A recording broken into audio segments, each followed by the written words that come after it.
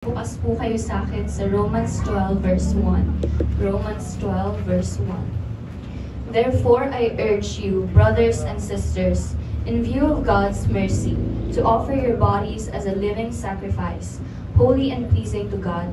This is your true and proper worship.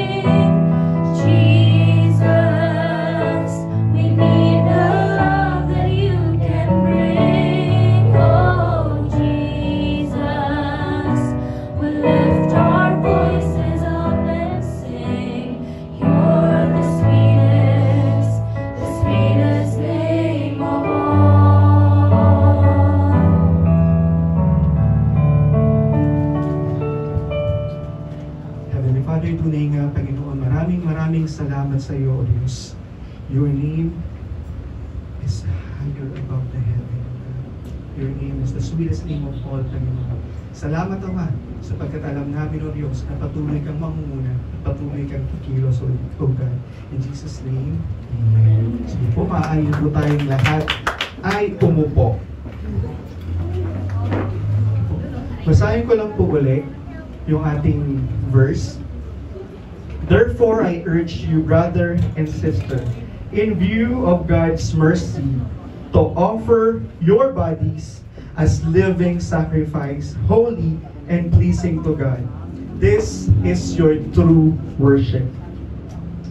Sige po, sandali lang po tayo, yuyuko at magpe-pray lang po tayo ulit. Ama naming banal, tunay ikaw ay kahanga-hanga. Ikaw ang Diyos na mayakda ng langit at ng lupa.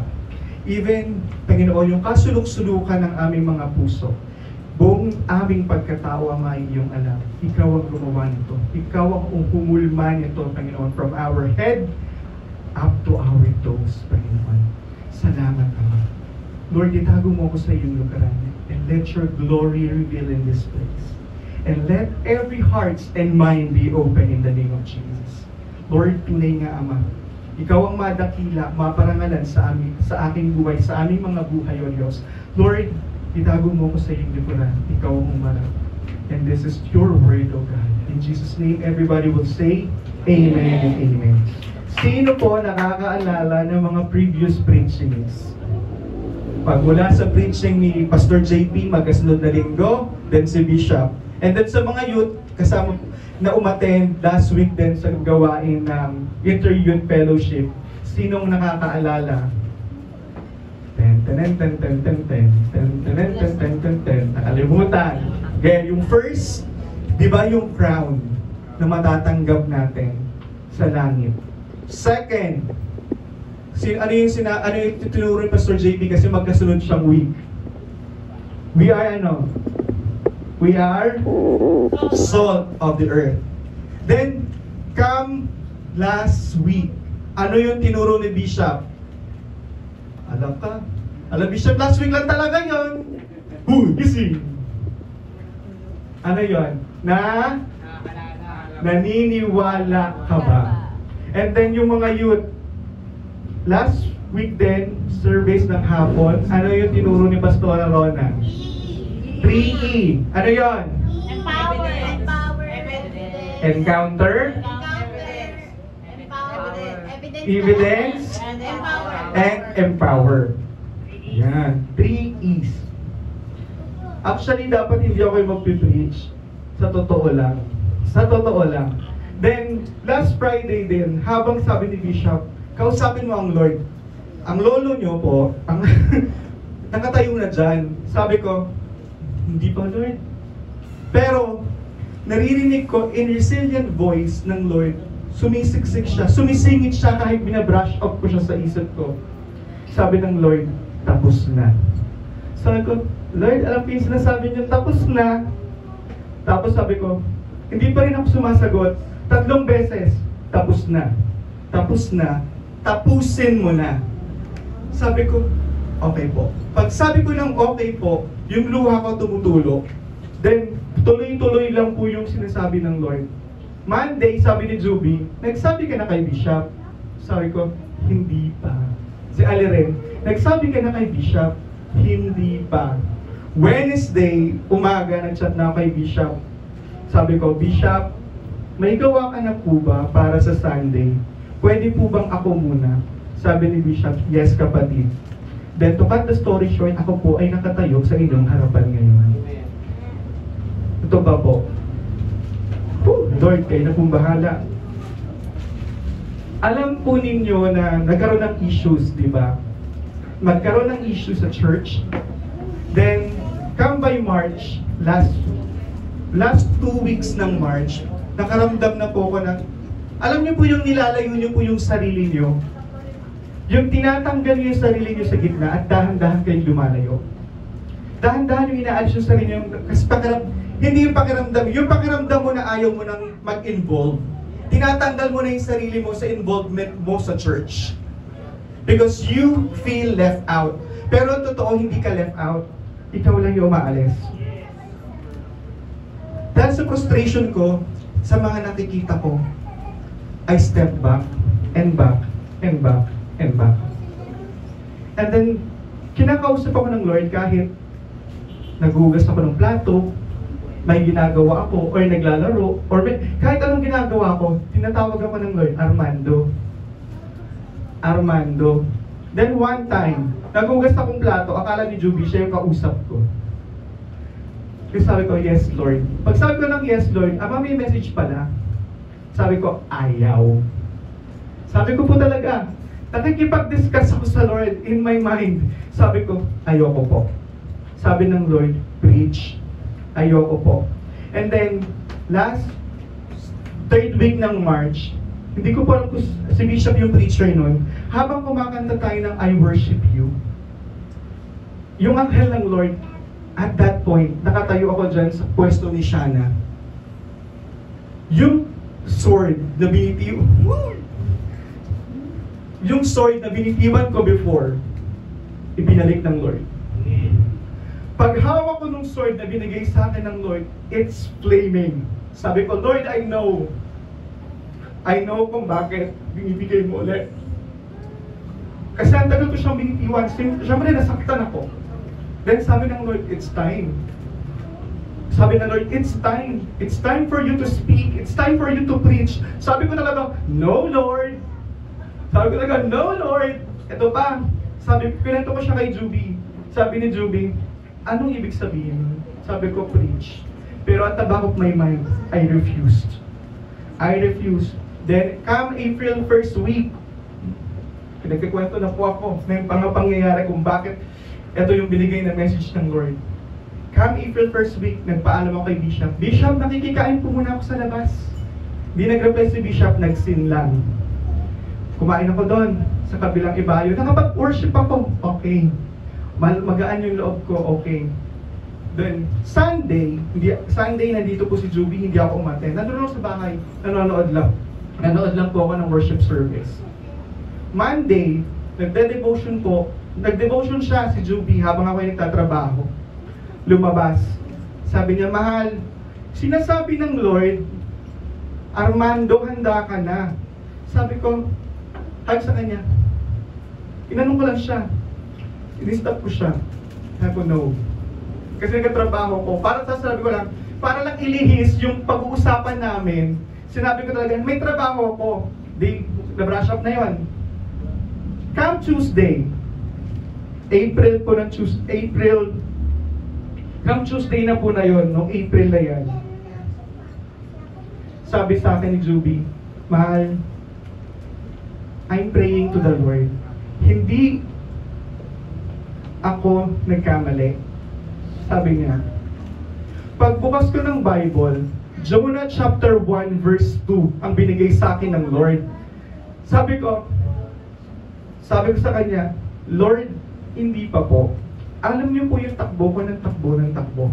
O, takbo ka ng takbo, di ba? O, ayan, hospital ka ngayon nang walang findings.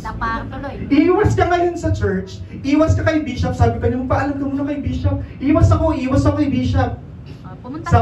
Sabi ni Joby, iwas ka pa, andi dito ngayon si Bishop. After nun, nakauwi. Sabado po na, so imagine mo si Mana Santa, Monday, Wednesday, hanggang sa Black Saturday, nandoon kami sa ospital. And then, okay na, nakalabas na. Pero akong makulit, kinakaugnay na naman ako ng Lord, sabi sa akin, go. Sabi ko, no. Then, may nagkasakit na naman sa amin. 1 week din siya sa ospital. O, di ba, panalo? Finances naman namin ang tinanggal ng Lord. And then, third knock, it was my wife. Sabi sa May 1, nandun kami sa ospital. Hindi siya kagad malapatan ng lunas. Hindi siya mabigyan ng kahit anong antibiotic. Kasi suspected na pregnant siya. Because isang buwan na siyang delayed. So, yung doktor niya, si Doktora Dasig, ayaw rin siyang bigyan ng kahit anong gamot. Dahil nga, baka mamaya pregnant siya at maapektuhan yung bata. And then that moment, kachat ko po, umagang-umaga, alas 6 hanggang alas 7, magkachat po kami ni Ate Mitch. Then, ito yung sabi ni Ate Mitch, basahin ko lang po, parang po makita niyo yung sinasabi ng Lord, yung sinabi ng Lord sa pamamagitan niya. Sabi ko sa kanya, mabuti nga wala kaming pasok kasi po di ba May 1 is Labor Day. Sabi niya, kaya nga hinayaan ko lang. Tapos ito, tanong, sabi niya agad, kailan ka babalik? Ay, binrush up ko po. Hindi po ako nag-reply doon. Hindi po ako nag-reply sa kanya noon. Next, all things is part of your pagpapahinga or paglalaylo. Remember David, sabi pa niya. And then eto, dito ako nagulat sa sinabi niya na, I know God is talking to you. And I know you are sensitive, and while chatting with you kanina, nung nakita ko yung pic ni Juby, biglang pumasok sa isip ko, sabi, hanggang kailan ka magmamatigas? I don't know if it is just me, but I need to tell you.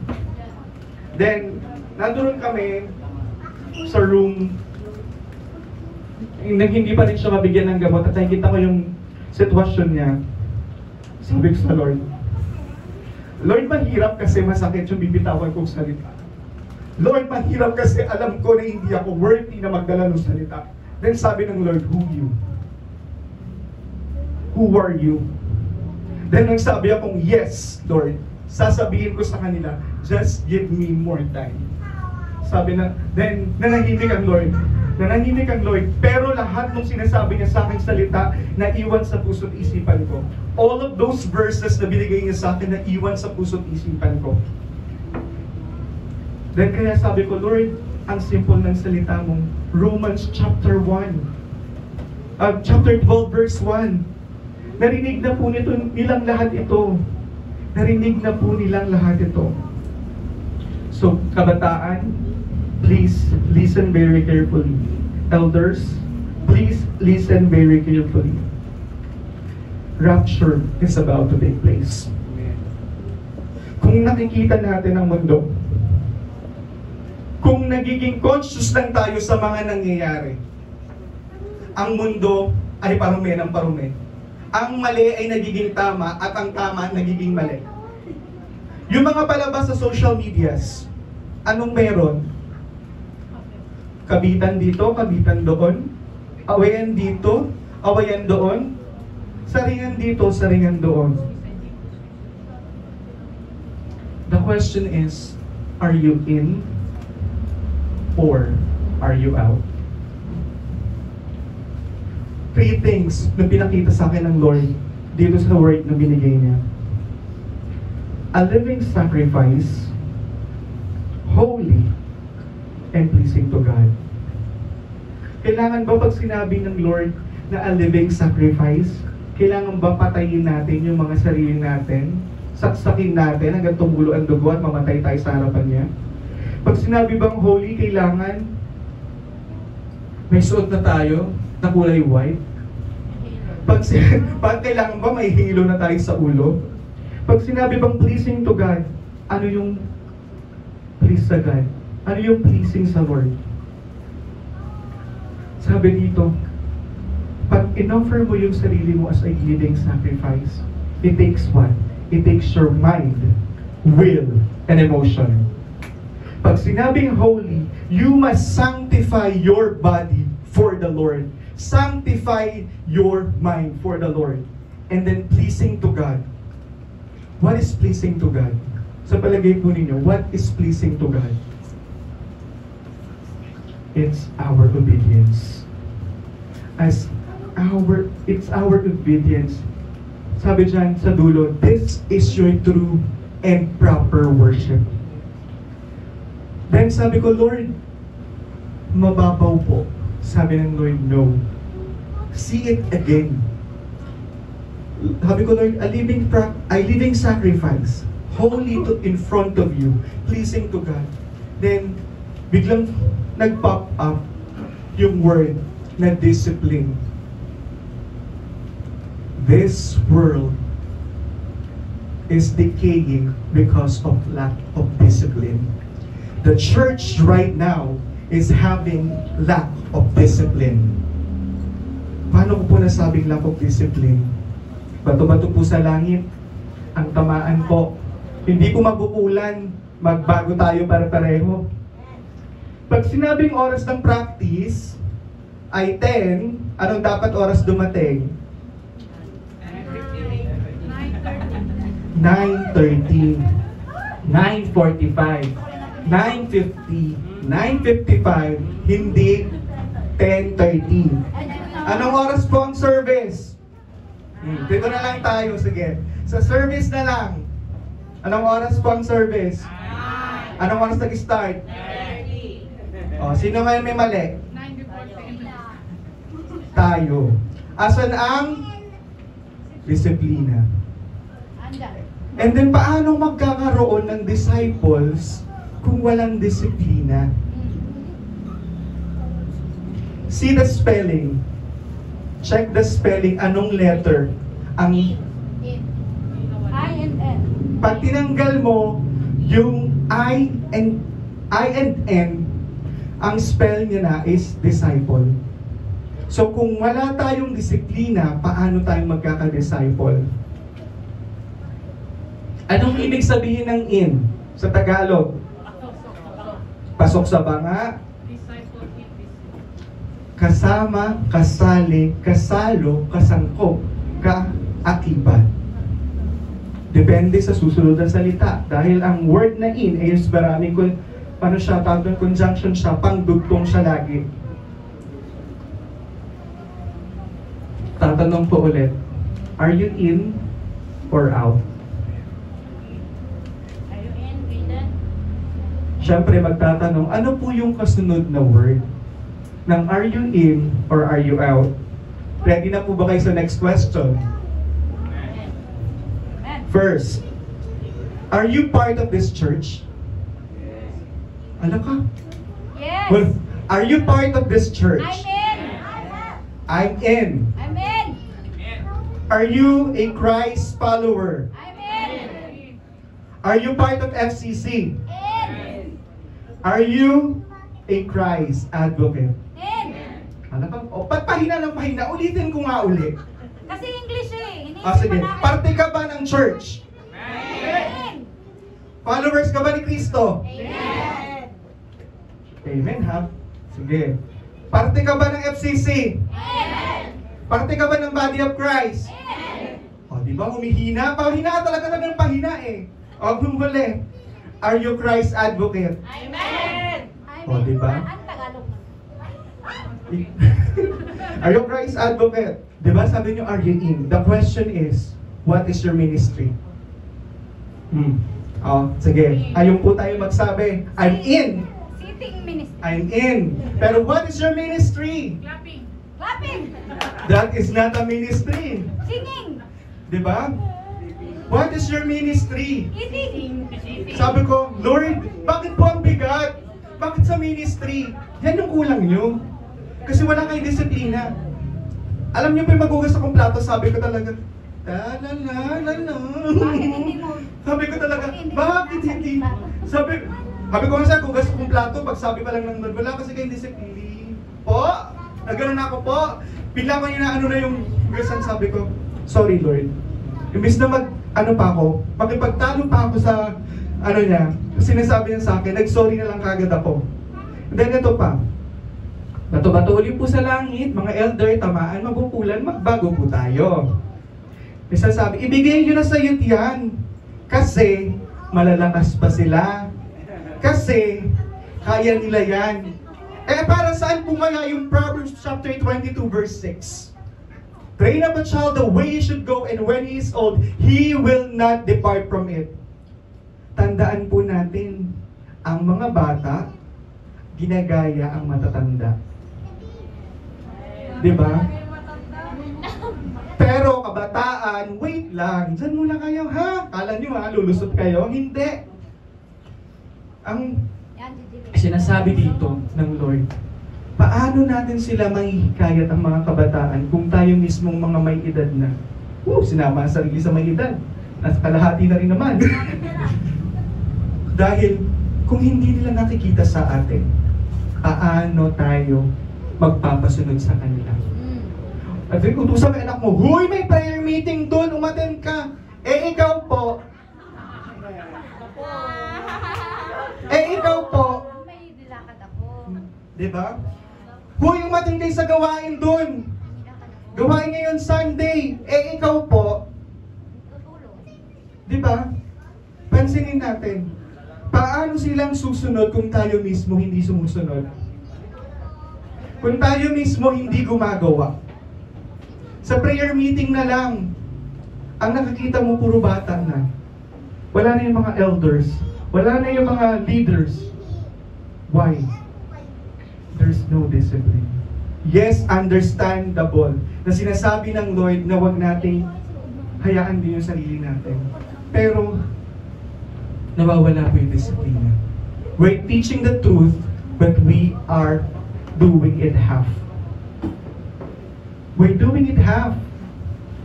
Kaya nga sabi ko pa ulit-ulit, Lord, I'm not worthy because I'm doing the same thing. Sa totoo lang po, natuwa ako nung sinabi ni Bishop, umpisahan natin ng maaga yung service. Sabi ko, yes, Lord, answered prayer, hindi na ako magpe-preach. Sabi ng Lord, hindi. Sabi ko, kasi sinabi niya na po, di ba? After po nung preaching niya, sinabi niya, umpisahan na lagi ng maaga. Sabi ng Lord, hindi. Nang ituturo ko sa kanila, yung natutunan mo. Sabi ko, sige po, Lord. Then again, if we are part of this church, if we are part of the body of Christ, we are accountable to one another. We are accountable to disciple one another.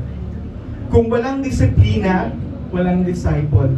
Kanina nga natatawa ako, hindi ko pa alam kung bakit ako nagbukas ng TV, pinuksan ko, and then, si Pastor Peter, yung preacher sa Malaysia. Tawang-tawa ako, sabi ko, Lord, baka sabihin, ginaya ko po. Tapos, natawa ako kasi yung message niya, role modeling, sabi ko, Lord, yung sa amin po, ano po, discipline.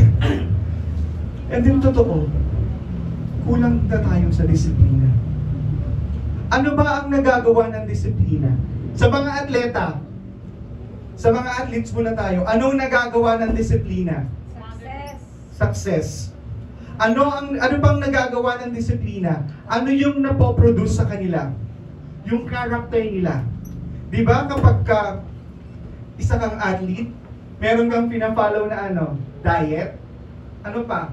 Schedule, Oras ng tulog. oras ng tulog, workout. Naalala ko sa volleyball, na-interview si Ali.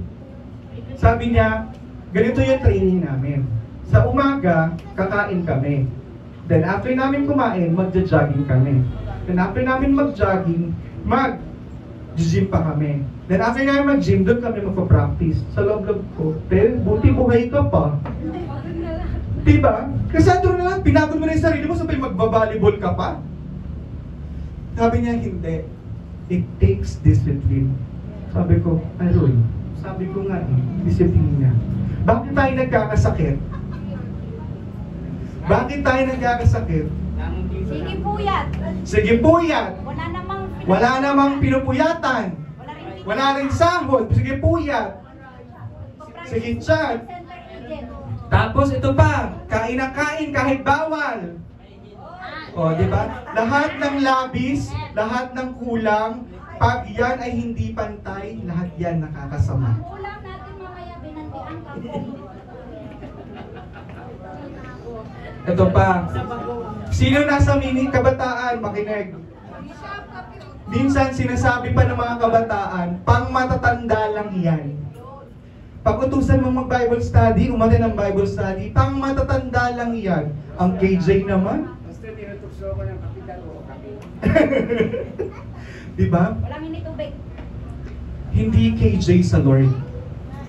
Kasi maraming kabataan ngayon, ang gusto maging in sa mundo and out sa Word of God. Waka-waka na yan. Diba? Lalo yung waka-waka nung Sunday, di talaga ako makatingin sa harapan. Gusto ko tuloy buhatin yung nasa harapan kong lamesa at ipokpok sa kanila. Yung water boys natin nasa pinakaharap. Tapos may nagpapagawa. Diba? Kasi kung alam mo yung disiplina sa sarili mo, hindi ka magsasayaw ng gano'n. Na kulang na lang, magtanggal ka ng pantaas at magkaganon ka doon. Diba? Parang inappropriate sa loob ng church. And inappropriate sa harapan ng Lord. Yes. Diba? You're not worshiping God. You are mocking God. Sabi ko nga, pag uwi namin ni Juby, naglalakad kami. Ganun kami ng ganun. Pero tawa na kami ng tawa kasi sabi namin, lululululu. Pero, alam niyo ba yung tsura ko noon? Kaganyan yung cellphone. Kunyari na lang po sa cellphone ako. May subtitle yung mukha ni Direk at ni Pastor Mando. Sabi ko talaga, sabi ko, nag-chat ako kaya sabi ko, kung kay Bishop niya ang gawin niya, tayo pareho. Sabi ko sa kanya, pero hindi eh. You're conscious, kung disiplinado kang tao, alam mo kung ano yung tama sa harapan ng Lord. Pero kung hindi ka disiplinado at gusto mong mag-compromise, hala sige, waka-waka ka din sa harapan. Waka ka rin kay Bishop. Diba? Hindi pwedeng ganun eh. Balik tayo.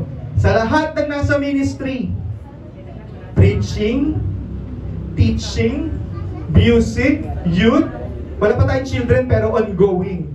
Sa children, at kahit anong ministry ka mang involved, please, have this discipline in mind. Kapag sinabing ganitong oras ang practice, ganitong oras ang gawain, be there before the time. Bakit? Bakit pag sa school, ayaw niyong nalilate?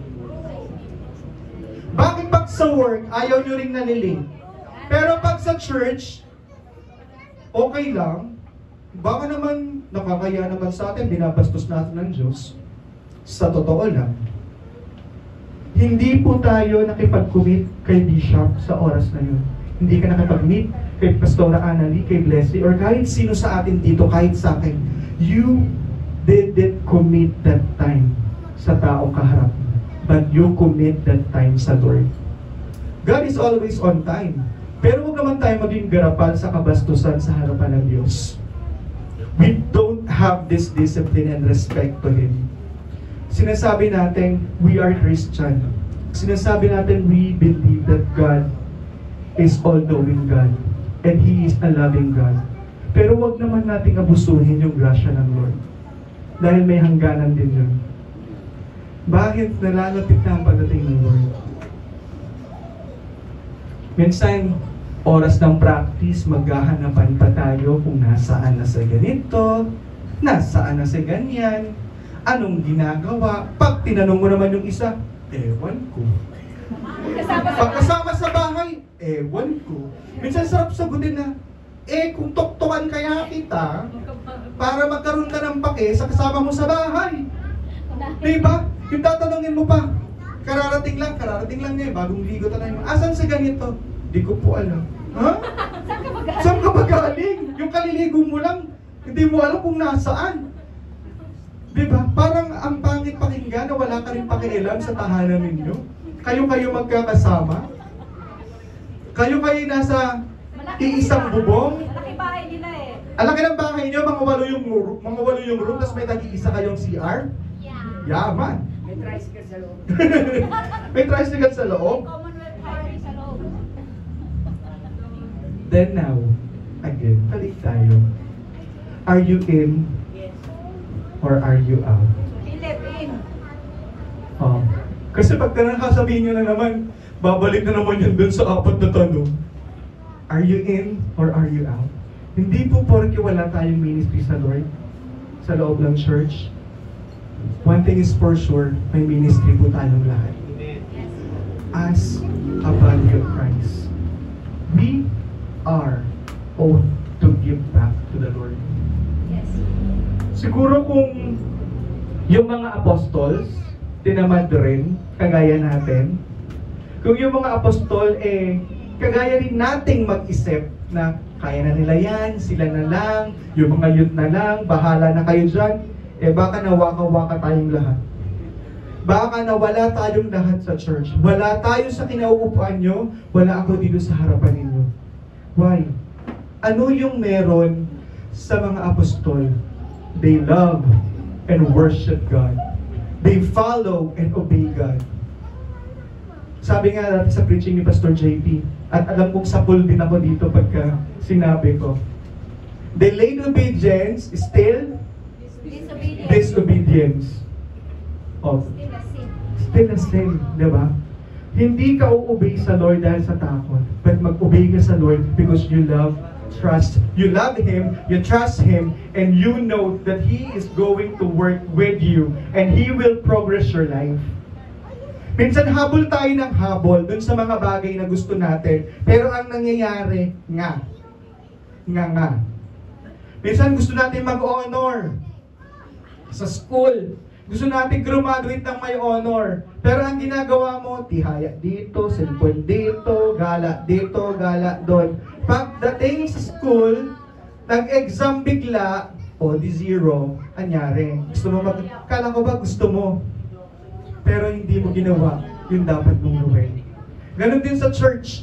Sabi natin, gusto natin ng malaking space. Gusto natin ng maluwag na space na makakita ng ibang muka. Pero ang ginagawa sa bahay, Netflix dito, Netflix sa cellphone, Netflix sa kwarto. Mas bukas ang Facebook at yung line sa mga katsikahan, pero pagka ang Bible laging sarado at ang prayer line laging nakababa. Sige, paano tayo ngayon gagalago? Diba? Sabi ng Lord sa Joshua 1:8, anong sabi doon? This book of law shall not depart out of your mouth. Meditate on it day and night so that you may be careful to do everything written in it. Tingnan niyo po yung sa dulo. Di ba may tuldok? Then dumugtong, then you will be prosperous and successful. Pero yung iba, ginagawa, binabaliktad yan. Gusto nila maging successful at gusto nilang gumana ng buhay nila, pero kakaligtaan nila yung word of life. Yung word ng Lord. They are not meditating on it, but they are meditating with the world. Sabi nga dun sa James, cheaters tayo kapag nasa mundo tayo.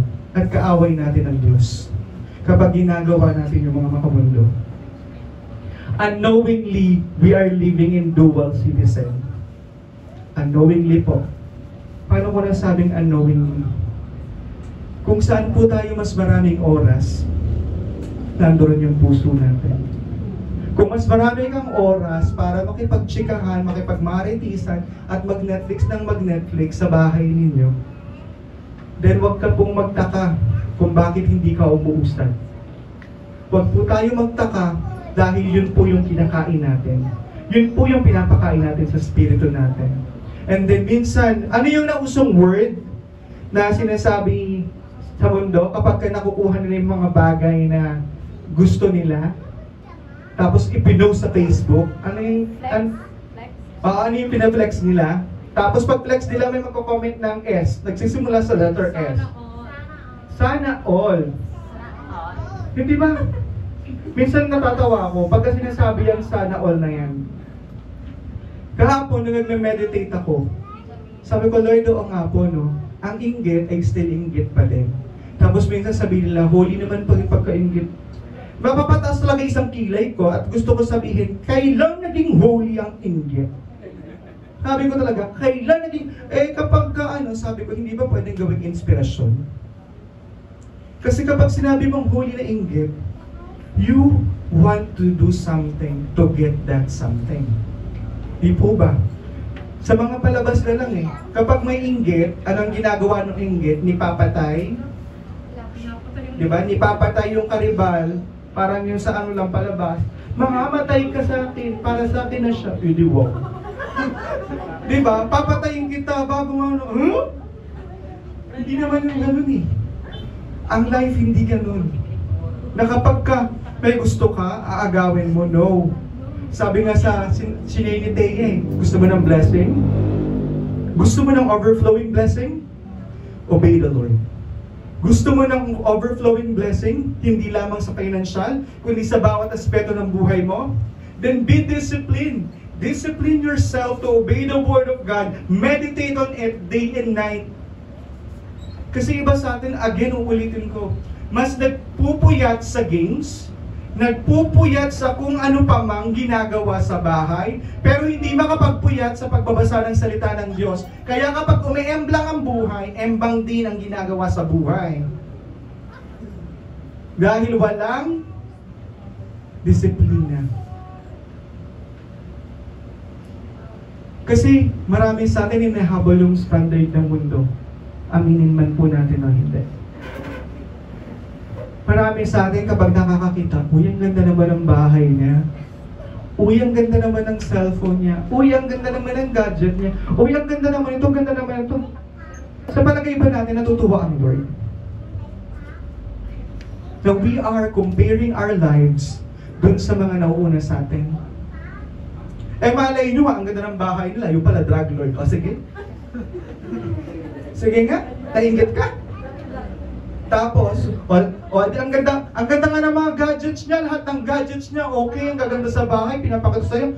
Tapos yung pala nakaw, sige, nainggit ka? Diba? Yung mga kiniinggitan natin, yung mga bagay na yan, wala yan sa harapan ng Lord. Baliwala yan. Why?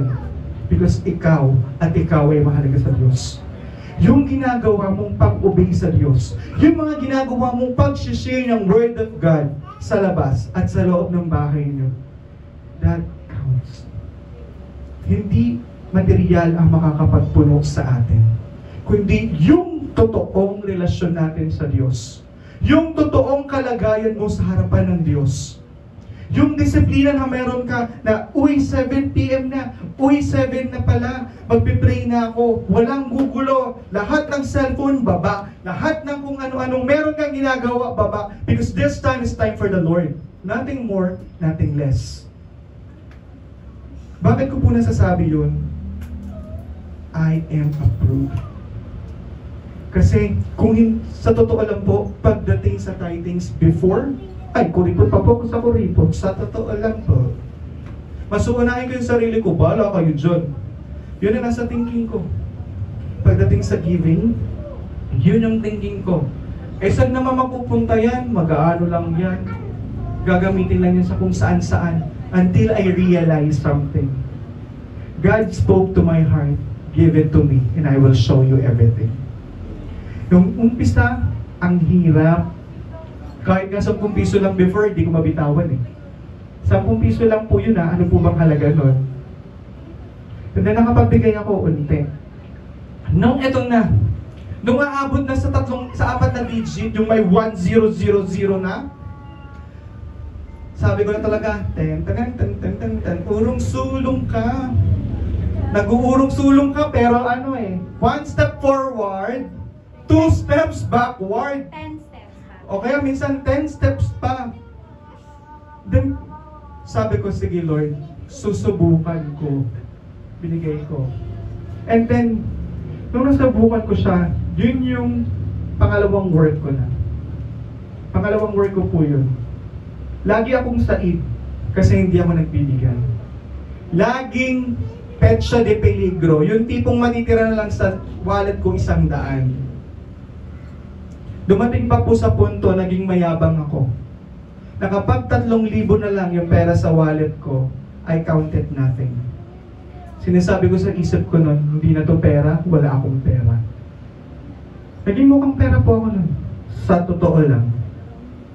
But the Lord showed me the way on how can I overcome yung mga bagay na hindi ko magawang i-overcome. Dahan-dahan siyang nagpo-progress. Dahil one step at a time, ituturo sa'yo ng Lord yung mga bagay na dapat mong bitiwan kung patuloy kang lalakad sa presensya ng Diyos. Kung walang disiplina, wala ka rin gagawin.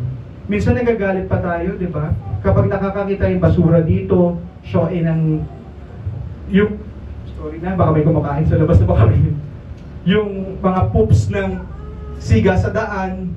Di ba minsan nagagalit tayo kasi sinasabi natin, asan yung disiplina ng mga may-ari? Nasaan yung disiplina ng mga tao? Tapon dito, tapon doon. Pero bakit hindi tayo maging advocate ni Kristo? Hindi tayo magsimula sa sarili natin. Being accountable to one another. Be a disciple. Have this discipline na meron sa church. Kung alam nyo na may mali, itama ng may pagmamahal. Kung alam natin may baliko, ituwid ng may pagmamahal. Huwag sumbatan. Bakit? Sabi nga, open rebuke is better than secret love song? Secret love. Diba? Hindi ka masasaktan ng taong hindi mo mahal. Kaya ako nasaktan kasi minahal ko ang church. Dahil kung hindi ko mamahalin ng church at ang nasa loob nun, ano pang silbi ko? Pumasok ako sa church. Tapos sasabihin mo pa, I'm in. I'm part of this. I'm part of this ministry. I'm part of this church. I'm part of FCC. Pero wala kang involvement. Where's the discipline? Minsan na-attend ka ng Sunday. Bato-bato po ulit sa langit, ang tamaan, magbago. Bakit po tayo ma-attend ng Sunday? Wala pong tatanungin. Tatanungin ko lang po yan at ang sarili niyo po ay nakakaalam. Bakit ako uma-attend tuwing Sunday? Kasi natulak. Kasi uma-attend yung mga nanay ko. Kasi tuma-attend yung mga kaibigan ko. Okay yung motivation mo kung uma-attend ka dahil sa mga kaibigan mo. Pero pinaka-perfect at okay, uma-attend ka because gusto mo at dun mo kinakausap ang Diyos. I know God is everywhere at anywhere, anytime, pwede mong kausapin ang Diyos. Pero iba kapag nasa loob ka ng church. Dahil yung mga faith nila, nare-release. Yung mga pagpapalang meron sila na share sa'yo. Kaya kapag absent ka sa church at merong may blessing na dumating, tapos kinaanuhan, pagbalik mo, na pag-uusapan, o di ba nga ka kasi, wala ka? Ba't ka ba nagagalit? Yung blessing ng Lord ay hindi yan napapatid. At hindi yan nawawala. Ikaw lang at ikaw lang din ang may hawak ng switch. Ikaw at ikaw lang din ang may hawak ng susi sa padlock ng buhay mo. Diba? Kung papansinin natin, sinabihan ng Lord si Pedro, "Do you love me? Do you love me? Do you love me?" Siguro kung tayo yun, paulit-ulit naman ito. Oo nga, oo nga. Pero hindi eh. Ni-restore ng Lord. And then pagdating sa dulo, "If you love me, feed my sheep." Woo! Sabi ko, Lord, ang bigat. Kasi nawawalan po kami ng disiplina. Nawawalan po kami ng disiplina sa mga bagay-bagay na inaakala namin tama. Pero ang totoo, nakakasagasa na po pala kami ng tao. Nakakasagasa na rin po pala kami ng mga bagay na hindi namin nalalaman unknowingly. Kung wala tayong disiplina sa sarili natin, magkaroon tayo ng mga bagay na ibigay natin sa Lord. Lahat tayo gustong pumunta ng langit. Tama po? Wala, parang lahat tayo gusto pumunta ng langit, amen po ba? Pero syempre walang gustong mauna. Diba? May nag-ako. Ano to? Wait lang, pag-usap tayo eh. Ako ka dyan. Pero, lahat tayo walang willing mag-out sa comfort zone. Damn. Walang willing mag-out sa comfort zone. Mabuti na nga lang po ang ating buting bishop, hindi tayo yung hinahamon na umakyat sa mga bus at mag-preach doon. Patay ka dyan, malapit. Binanggit mo pa kasi. Totoo. Alam nyo ba noon, may camp at ang kailangan mong gawin is mag-preach. Share the word of God. Because ang Yoteros before, ang sinabi doon is to reach the unreachable youth. Ang bawat isa sa atin, ikaw at ako, ikaw at ako at ikaw, refleksyon ni Kristo sa mundo. Sa bus, sa kalsada, sa palengke, sa ospital. Naku, naalala ko yung Pangasinan. Pumasok talaga kami doon. Sabi talaga ni Bishop sa amin, "O sige, doon ako sa taas, dito kayo." Sabi ko talaga, paano? Natanong ko talaga yun, paano? Buti lang, kasama ko doon sa Pastor Rowena. Siya na lang. Pero, sa totoo lang po, ang nakakatuwa doon, you're giving hope to those people. You're giving hope to those people na hindi kaya. Na akala nila hanggang doon na lang yung buhay nila. But because of Christ in you, He will work with you. Hindi pwedeng sabi ng Lord, "Oh, sige, humayo ka." Tapos pala ka na. Hindi eh. Anong sabi ng Lord sa sinabi niya? Sabi ng Lord, "I will be with you." Diba? Hindi mo sinabi ng Lord, "I'll be there." Hindi eh. I will be with you. Pag sinabi bang with you, ano yon? Lagi kayong magkasama. Pero pag sinabi ng Lord, "I'll be there," pupunta ka. Pag hindi maulan. Oo. Eh, yung mga youth natin minsan ganun eh. Ay, sorry. Pag di maulan, tapos may mga elder din tayong ganun. Pagka naulan, nalulusaw. Nagiging asin, literal. Sino yun? O kaya pag may problema, dito ba? Dito ba? Doon. O kaya, ano nangyayari? Doon lang. Doon lang siya. Naging kanta na lang ninyo eh. Naging doon na lang. Sa totoo lang po, tayo minsan yung nagkakaroon ng problema. Tayo mismo. Dahil sa tuwing may problema tayo, imbis na run to the Lord, run away from God. And then when we run away from God, akala nyo ba natutuwa ang Lord? Akala nyo ba hindi nasasaktan ng Diyos? Of course, nasasaktan ng Lord. Pero sa palagay nyo, pag tumakbo kayo away from the Lord, sinong natutuwa? Sino? Yung best friend? Patay ka dyan, best friend! Best friend. Diba? Ang natutuwa ang demonyo. Yung mga pinagdadaanan natin ngayon, yung mga pinagdaraanan mo ngayon, baka gusto mong i-reassess. Baka gusto mong i-realign. Baka gusto mo lang naman tanong sa Lord, Lord, am I walking to your path or am I walking for distraction? Distraction for what? You are going to distract yourself. Ikaw mismo yung sumisira sa sarili mo dahil sa kawalang disiplina. Lahat tayo magulang, sinama ni sarili. Magiging magulang ngayon. Di ba? Oo nga, dahil ko ampon dito minsan eh. Wait lang, di ba? Sa mga magulang, sa mga elders natin, lahat tayo nagbabudget. Tama po? Pero kapag may naunang wants dun sa budget, pag tinapyasan nyo, anong nangyayari? Sira. Di ba? Yung nakaalaan na, kunyari, ito na, ilalaan ko to sa ganito para may pangkain kami. Eh, biglang may nagkasakit. Diba? Tapos kukunin dun yung pera. Or ayaw mong galawin kung tutuusin kasi nakasave na yun for that specific moment. Eh, may nagkasakit nga. Tapos, ang nangyari, yung nagkasakit or yung nadisgrasya, kasalanan niya kasi hindi nagpaalam.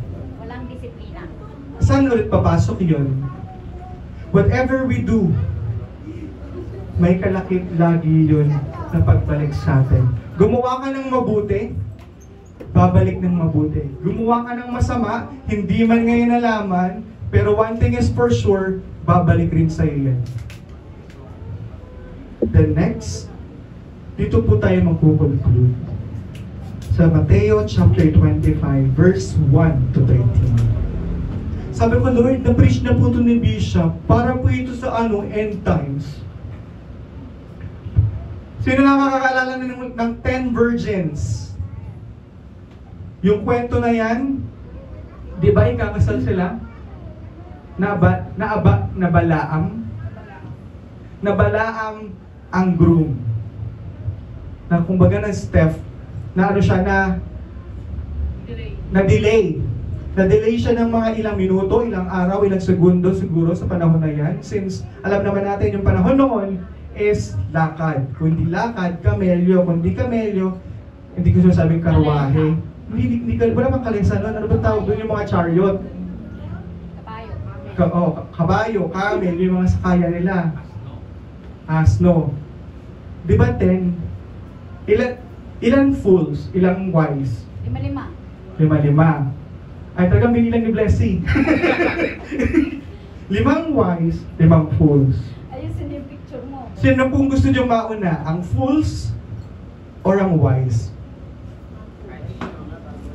Wise muna bago fools. Sige. Fool? Anong gusto nyo? Sige po. Fools. Wise muna bago sila naging fool eh.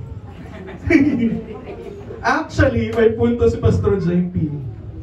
There are 5 wise. Diyan sa verse na yan, sa chapter na yan.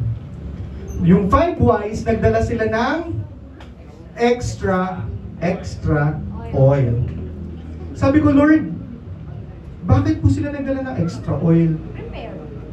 Preparation nila yun. Alam niyo po, habang binabasa ko yan, dahan-dahang umaangat yung mga word ng Lord na ikaw yung nagbibigay. Tayo mismo yung nagbibigay ng extra oil sa buhay natin. What are those, Lord? Your testimony. Your life should be a living testimony dun sa mga tao sa paligid mo. Your life should be a message for those people na nasa paligid mo. Pangalawa, yung love and devotion mo kay Kristo. Yun yung oil. Bakit? Sa palagay ba natin kung walang pagmamahal na ibinibigay sa atin ng Diyos, matututo tayo magmahal? Sino dito mahal ang mga magulang? Sino dito mahal yung mga anak nila? Sino dito mahal yung kaaway nila? O, di ba bigla-bigla kayo lahat nagbabaan ng kamay? Mahal ko, yayakapin ko siya sa leg. Hanggang maging violent. Pero totoo, ang masakit pong tanggapin dito yung sinabihan tayo ng Lord, love your enemies. Oo, mahalin natin yun. Diba? And isa pa sa mga oil, pangatlo, committed sila sa ministry nila. Na kung saan, kahit saan mo sila dalhin, kahit anong oras pa yan, maaasahan mo sila. Because they are there. Pang-apat, they have this passion for Christ to win soul. Then, pang-lima, sa palagay po ba natin, kung wala silang disiplina, magdadala sila ng extra? Because they anticipated things na pwedeng mangyari. They are anticipating things na pwedeng mangyari. Kung wala tayong prayer life, kung wala tayong devotion, kung wala tayo ng mga nabanggit ko, one thing is for sure, ang pag-attend natin dito pag tuwing Sunday ay religious attending na lang. Obligation. Obligasyon na lang. Wala ng passion. Naging pasyon. Diba? Pero ang totoo, yung 5 wise na yan, they are committed sa Lord. They do everything for the Lord. They are busy. Hindi lang sa kingdom ng Lord, but they are busy with the King. Tayo, saan tayo busy? Busy with labada, busy with watching Netflix series, busy with Shopee, busy with Lazada, busy sa kung anong-anong bagay. Yan, yung meron yung 5 fools. Yung 5 fools, ito, okay na to, pwede na to, they didn't bring extra. Hindi sila nagdala ng extra nila. Diba? Kapag ka nga minsan aalis tayo ng mga bahay natin, may dala tayong extra damit eh. Just in case madumihan, just in case may mangyaring hindi inaasahan, or minsan pa nga, kapag alam natin umuulan, sino dito yung binabalot yung sapatos tapos nagchichinelas na lang papasok? Ako, ginawa ko dati, nagtatrabaho ko sa corporate eh. Baunin ko yung sapatos ko, then nakachinelas lang ako. Ito po, ito pang masakit sa 5 fools. Yung bahala na, kung ano na lang, okay na to, hindi tayo si Mrs. Tan na nagluto, na sinabing okay na to. Diba? Pangatlo, walang devotion. Open lagi si WhatsApp, si Wattpad, open lagi lahat ng mga books sa cellphones. Pero yung Bible, wala. Dalawa na lang nagpapasang devotional notebook. Patay. No, 2 na lang daw. Pang-apat, wala silang commitment sa Lord. Bahala na. Kung ano na lang, yung meron sila, pero yun na yun. And last, walang disiplina. Walang disiplina. They are busy with the world and not with the King and Kingdom. Masyadong kabisihan nila sa mundo, kaya nawalan na sila ng apoy.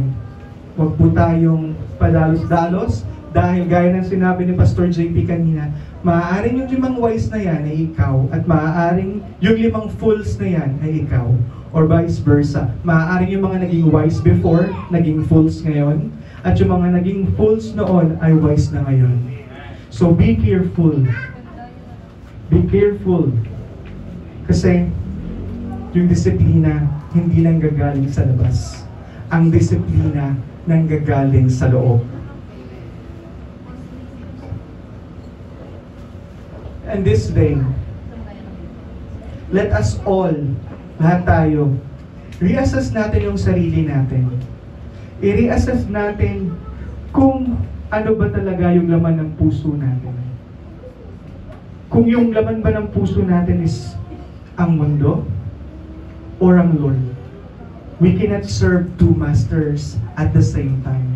But what we can only do is surrender sa Lord yung mga bagay na hindi pa natin nasusurrender sa Kanya. Kung lack tayo ng discipline, then sabihin natin sa Lord. Kung lack tayo ng wisdom, sabihin natin sa Lord. Kasi hindi madamot ang Diyos. Kailan may hindi siya nagdamot. And it's not too late to realign It is not too late to realign your purpose. Yung purpose mo sa buhay mo. Sa gustong gawin ng Diyos sa buhay mo. Naalala ko yung sinabi ni Billy Graham sa isang preaching na pinakikinggan ni Ate Chubby. Yun yung nag-caught ng attention ko. Napatigil ako sa ginagawa ko kasi 2 beses nang sinabi. Nowadays, people will chase success. Nowadays, people will chase money. Nowadays, people will chase fame. Nowadays, people will chase power. But little did they know, kapahamakan ang pupuntahan nun. Habol ka ng habol sa success. Sabi pa nga niya doon sa isang, tagalogin ko na, habol ka ng habol sa pera, pero hindi mo inahabol yung kaya makapagbigay ng pera. Sabi ko, oo nga no, habol ka ng habol dun sa fame, sa success, sa power, but you neglect one secret of life. Sabi niya, habulin mo. Mag-google ka ng panahon sa Word of God. Mag-google ka ng panahon kay Jesus. Then you will be blessed. And you will have an abundant life. Sabi niya, habol ka ng habol eh. Kung saan-saan mo hinahabol, habulin mo si Kristo. Lumapit ka kay Kristo, makikita mo yung buhay mo umaasenso. Diba? Kung ang Lord binigay si Jesus sa atin, ano kaya sa tingin niyo hindi niya kayang ibigay? Ano yung bagay na hindi niya kayang ibigay sa atin? Wala. Lahat kaya ng Lord. Then lastly, paano tayo maniniwala sa mga bagay-bagay na sinasabi ng Lord sa kanyang salita kung laging nakasarado ang ating Biblia? Naalala ko, nagkukwentuhan kami dati ni Mark. Yung hinihintay pa namin yung iba for the practice. Sabi ni Mark, pass. Ako, oh. Bakit? Na-experience mo na yung parang nagkakaroon ng yung imagination mo lumilipad pag binabasa mo yung Word of God. Sabi ko, bakit? Nangyari din sa'yo? Sabi niya, oo, yung parang nabubuhay sila, yung parang nagiging animated sa isip mo. Sabi ko, oo, alam mo, nagkwentuhan kami. Sabi ko, ako binabasa ko yung Exodus. Sabi ko, parang nandun ako, nanonood ako ng ano. Para ako, para ako hinanonood ng movie na luma. Sabi ka, oo nga no, yung mga parang ayaw mong basahin, ang sarap basahin. Yung mga bagay na gusto mong matakot, basahin mo yung Daniel. Nung bagong Kristiyano ko, tinakot ko yung sarili ko, tinapos ko yung chapter 12 eh. Yung 12 chapter ng Daniel. Tinapos ko, the ending, natakot ako. Diba? Bago kang Kristiyano, basahin mo, Daniel. Sa totoo lang, full of hope ang Bible. It is wise to learn from your mistake, but it is wiser to learn from others' mistakes. Kasi, ang Bible, hindi siya ginawa para sa wala. Diba, dinagyan pa nga ng meaning ang Bible? Basic instruction before leaving earth. So, paano kayong magkakaroon ng instructions kung hindi tayo nagbabasa ng manual? Balik tayo ulit doon sa mga preaching nila Bishop, tsaka ni Pastor JP. Paano tayong maniniwala kung ikaw mismo nagda-doubt sa sarili mo? Diba?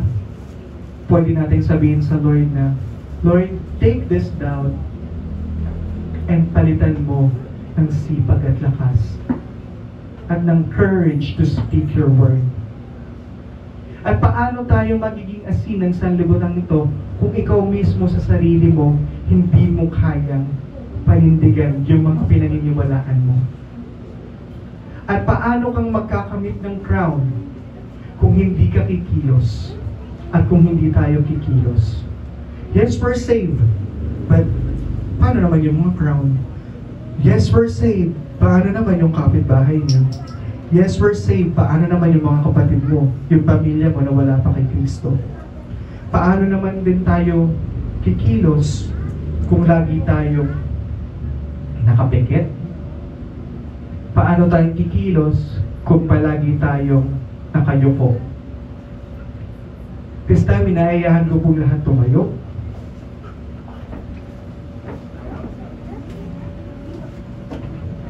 And let's find time.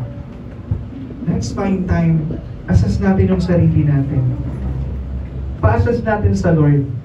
Let God be God.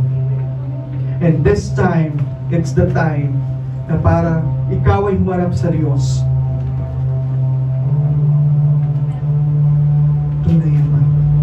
Saliksikin mo, O God, ang aming mga puso. Saliksikin mo, Panginoon, ang aming mga buhay. If you were living sa dual citizen na ginagawa mo, it's time to reassess yourself. I'm not condemning you, but God wants you to free yourself from those things. God wants you to fulfill your purpose for His glory. Lord, speak unto our heart. Ikaw, Panginoon, ang magbigay sa amin ng kalakasan. Ikaw, Panginoon, ang magbigay sa amin ng karunungan. Ikaw, Ama, ang magbigay sa amin ng purpose namin, O Diyos.